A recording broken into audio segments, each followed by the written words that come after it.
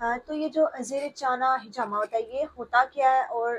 یہ تھوڑی کے کس مقام پر کیا جاتا ہے اور اس کے کیا فائدے ہوتے ہیں؟ زیر چانا جو ہوتا ہے یہ تھوڑی کے نیچے ہوتا ہے، یہ بالکل نیچے پہ زبان جو ہے اس کے نیچے ہوتا ہے، اس کو ہم 114 نمبر دیتے ہیں۔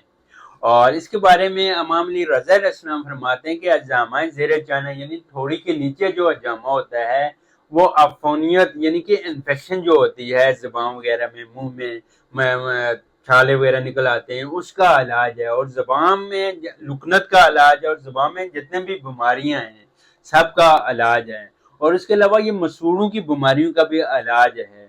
اور اگر کسی کو تائرائڈ وغیرہ ہے، اکارڈنگ ٹو ریسرچ یہ تائرائڈ کا بہت زبردست پوائنٹ ہوتا ہے۔ اور زبان کا تو ایک پیشنٹ تھا جس کو 20-22 سال سے اس کو زبان نہیں کھول سکتا تھا، بچہ ایک تھا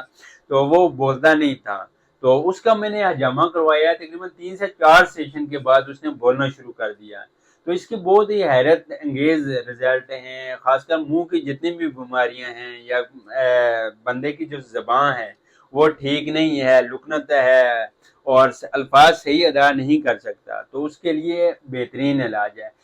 لیکن مسئلہ یہ ہے کہ سکن جو ہوتی ہے یہ بہت ہی نازک ہوتی ہے یہاں پہ، تو ایک ماہر بندہ کرے تو بہتر ہے، کیونکہ اگر بہت زیادہ ڈیپ کٹ لگ جائیں تو ہو سکتا ہے وینز وغیرہ کٹ جائیں یہاں سے، تو اس لیے بالکل یہ احتیاط سے کریں، لیکن اس کا بہت زیادہ فوائد ہے زبان کے متعلق جتنی بھی بیماریاں ہیں۔